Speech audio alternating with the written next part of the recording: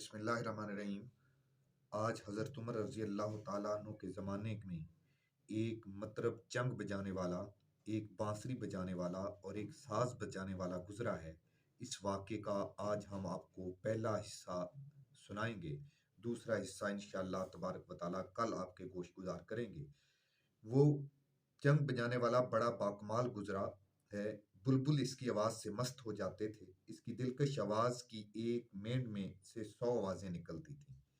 जहाँ वो गाता था, लोग महव रह जाते। इसकी दर्दनाक आवाज़ क़यामत बर्पा कर देती। इस तरह ज़माना गुज़रता गया और वो बूढ़ा हो गया, हत्ता के तान में जान न रही। इसके नग़मों में मच्छरों की सी भिनभिनाहट पैदा होगी। घड़े के पेंदे की तरह इसकी पीठ खम और घोड़ों की दुमची की तरह भुएं आंखों पर लटक पड़ी। वो रसीली आवाज़ बिल्कुल बेसुरी, भद्दी और दिलखराश हो गई।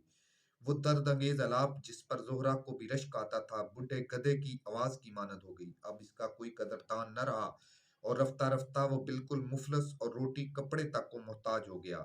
इस परेशानी में इसने एक रोज़ बारगाहे इलाही में मुनाजात की, ए बारे इलाह, तूने अपने जलील बंदे पर बड़े बड़े करम किए हैं, उम्र दराज भी अता की है, अपनी आदात व अतवार दुरुस्त करने की मोहलत भी दी है।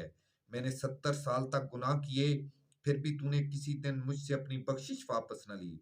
लेकिन आज मेरे पास कमाई से कुछ नहीं है। आज मैं तेरा मेहमान हूँ। चूंकि मैं तेरा हूँ, इसलिए चंग भी आज तेरे ही हुजूर बजाता हूँ। चंग लिया और खुदा की तलाश में रोता हुआ मदीने के कब्रिस्तान में पहुंचा और कहा कि आज मैं सिले का तालब सिर्फ खुदा से हूँ, वल्लाह खुदा से हूँ, जो अपने एहसान व करम से खोटे सिक्के भी कबूल कर लेता है।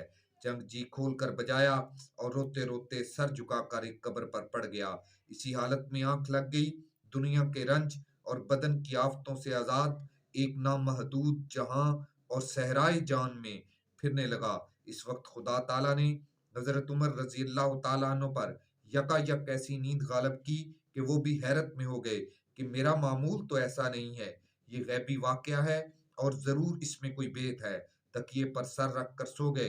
ख्वाब में हक की तरफ से निदा आई, जिसको इनकी जान ने सुना कि ए उमर रजी अल्लाह ताला अन्हु, हमारे एक बंदे की हाजत रवाई करो, इसका सिला अदा करो।